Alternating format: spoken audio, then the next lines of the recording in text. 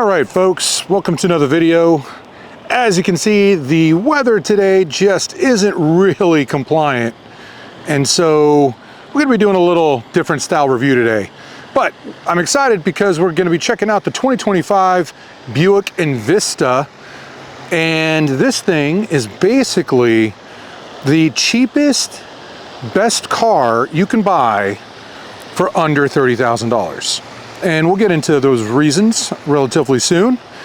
But just taking a stroll on the outside, you can see this is actually a pretty good looking vehicle, at least to my eye. The proportions are pretty unique, kind of like a souped back SUV, although it's really not an SUV. I'd kind of consider this more of a lifted hatchback, if you will. On top of that, it does have some good style. I mean, I do not see any Buicks anywhere. And when I do see these things, they definitely catch my eye, as you would imagine, because, well, they're just so rare. You can see too, I mean, it's got a pretty aggressive looking front end, which is nice. And it's equipped with LED lighting, which is really good. I mean, at this price point, I don't know what to expect. I mean, if it came with, regular halogens, I might even just say that's okay. But the fact that it has LED lighting makes me happy. Of course, you're still dealing with the new 3 daggers for Buick, which I actually like. You can see the sculpted shoulders. Also, what I like is the fact that this Buick comes with black wheels. Normally I don't like black wheels, but it's kind of nice because it means that Buick is trying to appeal to a younger demographic, which I think is great. And in this particular ST version, you do get some interesting side skirts here, which is nice. Black trim around the car, which is good. You can see sort of the muscular bends there in the hood. Another thing I noticed is that the windows are actually tinted in the back from the factory. And I guess that's like privacy glass is the option, which is kind of nice, especially if you're the kind of person that, wants to be able to leave things in the car and, for security reasons. But I also think it works really well with this color and in the trim, because you can see the trim right around the tires and the side skirts. It all kind of ties it together, really gives it a sporty look, and that's welcomed here. Now the tailgate, you can option it to be automatic liftgate. Mine is not optioned with that, but what's cool here is you can see how much room there is. I mean, that's pretty wide and open, and underneath here you actually have a spare tire, full-size spare tire, which is nice. So you can really not worry about driving anywhere in this thing. And obviously the back seats do fold down to give you even more storage if you need it. All right, so here we are in the interior, and right off the cuff, I'm loving the steering wheel. It's not too much, and yet it's adding to the premium feel of this interior. It's got a slight flat bottom, which is really, really nice for us bigger people. And it also kind of hints towards the sporty intentions of the car.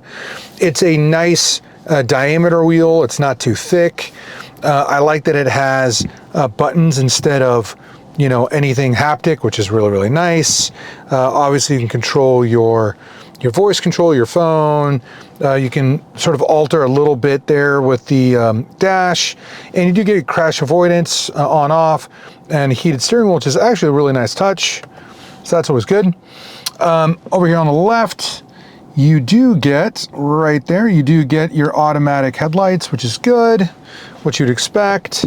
Buttons for opening and closing windows. It is one touch down, but not one touch up. I don't know why, but that's just what it is. And of course, you get the view here of your screen, and it's actually 2 screens, even though it's one panel here, as you can see.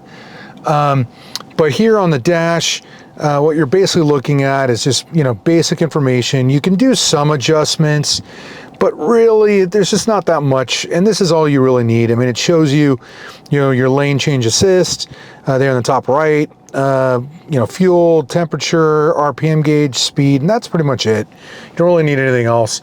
On the right is your infotainment, and you do have the bar here on the left for the GM software, but really CarPlay is where it's going to be, and as you can see, CarPlay is nicely integrated, and by the way, all week long it has not dropped.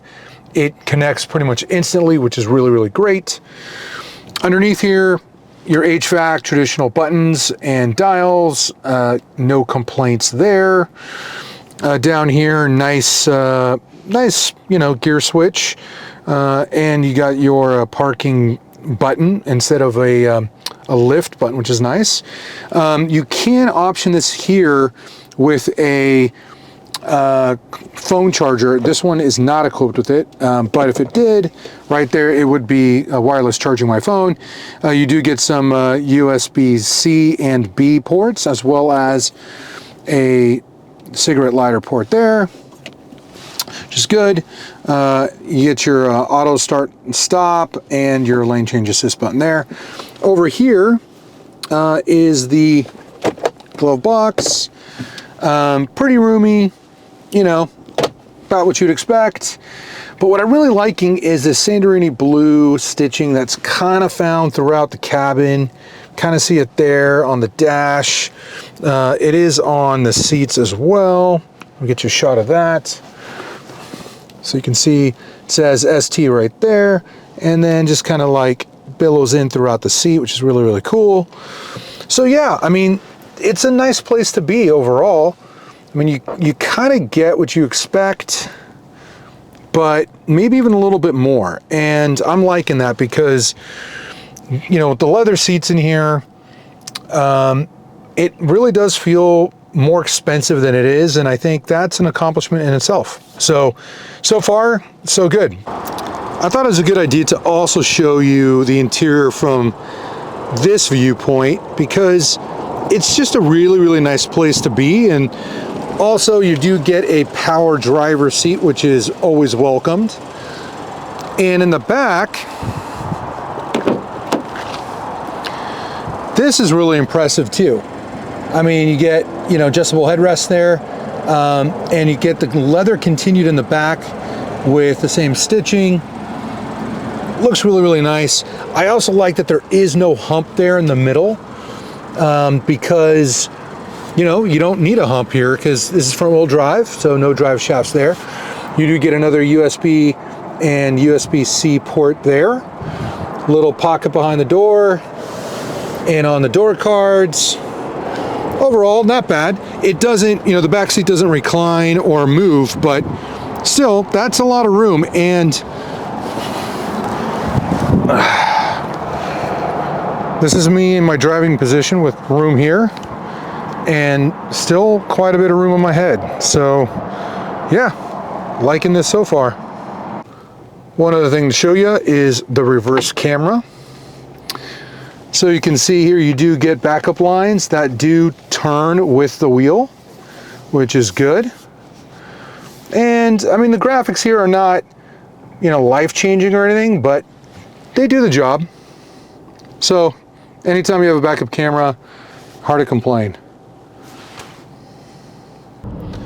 All right, so here we are driving the 2025 Envista ST, otherwise known as the Sport Touring, which I guess means it's trying to be a little bit fun and give you a little bit of sporty nature, which is good. I think that's part of how you break the old stigma of Buick being an old man's car and all that from all those years ago. But the proof is always in the pudding, right? At the end of the day, what matters most is, did you build something that, your buyers actually want? And that's what we're gonna answer right now. So, I have been actually living with this car for a few days now, and unfortunately, it's been extremely rainy. I mean, I'm talking torrential downpours for like 4 days straight. And today is the first day it just stopped and is drying out a little bit. Unfortunately, tomorrow there's another big storm. So really is my only opportunity to really show you guys a little bit more about the vehicle in terms of its driving dynamics and what you can expect from this experience. So let's start with the drivetrain. This is a 1.2 liter 3-cylinder, that is right, a 3-cylinder turbo that makes about 128 horsepower. Now, that doesn't sound like a lot, and it isn't a lot. But, you know, this thing doesn't feel slow. And there's a couple of reasons for that. The first reason is that I actually think it is kind of geared right. It's got a 6-speed transmission that it's mated to, and you know, it feels really smooth in its shifts, and I'm finding that the transmission is doing a good job of, you know, knowing kind of when I need the power and helping me get there. So transmission is a good pairing to this particular motor. The second thing, and probably more important, is that this car only weighs 3,100 pounds. That is featherweight here in the modern world now. I mean, almost no cars weigh that little. And so, you know, that really helps because it means everything on the car, you know, is going to be that much better. And, you know, here I am on this road where I like to take cars and test them, mostly for the suspension. Because this road is so bad that, I mean, I'm already kind of getting thrown around a little bit, that it actually really exposes suspension's weaknesses and strengths. And so right now, you know, I'd normally be telling you probably that, you know, something is not good. But even though I'm bouncing around a little bit, I actually think this isn't too bad because this car is empty right now. And if you did have some passengers in the car, I actually think the spring rate would work better even on a road like this because it would settle everything down. So I know on one hand I'm telling you lightweight is good, and on the other hand I'm telling you that weight would help this, but that's why lightweight is good. It's because it gives you that buffer zone to get the weight in, to get the car to settle, especially on a crappy road.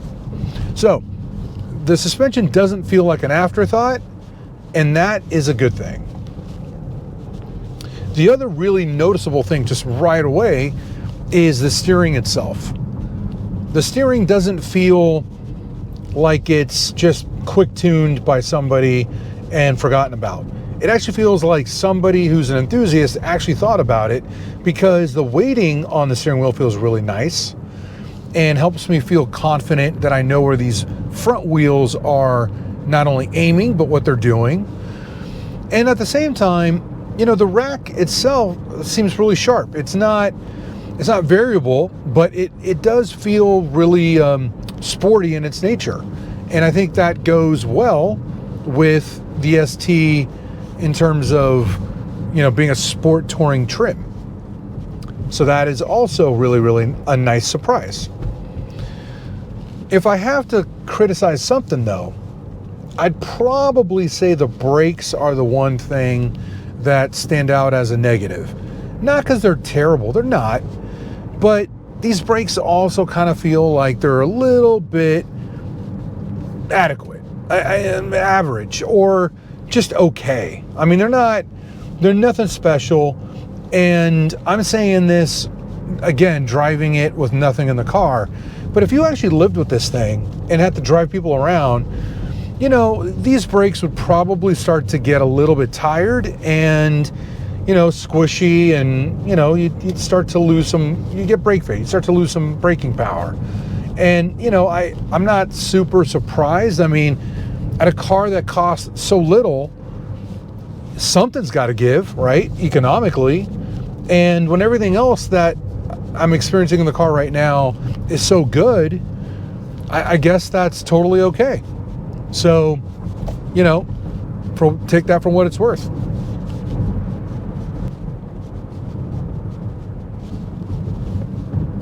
Now, in this car, you do get a 6-speaker system. It's actually 4 speakers and 2 tweeters.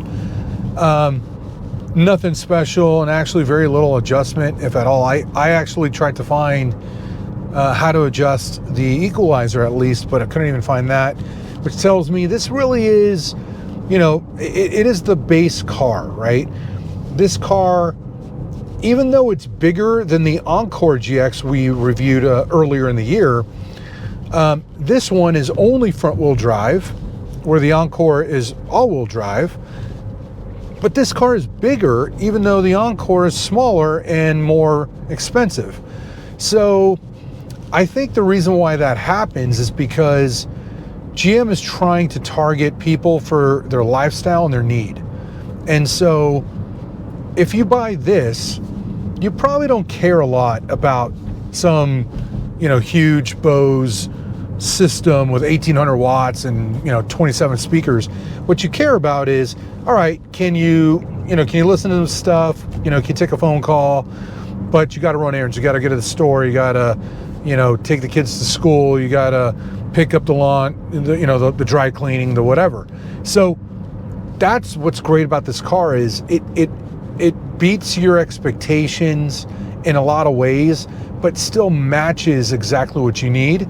And it does it at a very fair price point. All right, so that pretty much concludes our review and drive of the 2025 Buick Envisita Sport Touring. You know, I don't normally like, you know, the super cheap subcompact cars that much, but this was actually a really, really nice car to live with. When you factor in the practicality, when you factor in the fuel economy, when you factor in the price of the car, and I mean, I'll even say the looks are pretty nice. I mean, I'm not upset with how it looks. I think it's a pretty good looking vehicle.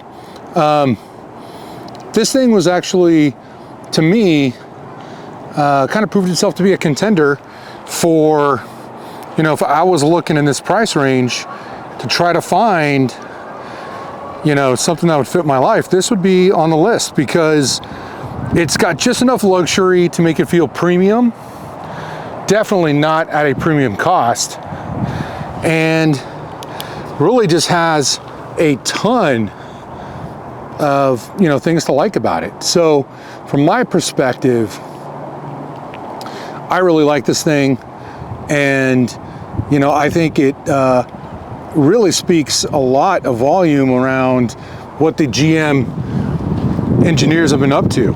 I mean, you know, they're really reinventing Buick as a brand here in America, and they're creating something that people actually could live with at an affordable price. It's just hard to argue with that. So I don't know, what do you guys think? Is this car worth the price? Can you think of something better? What would you want differently? Man, this moonstone paint looks really, really good in the sunlight. But you guys tell me down in the comments below. Curious to see what you guys think. Anyway, thanks for watching at this point, guys. Any comments, questions, let me know. And I will catch you guys on the next one.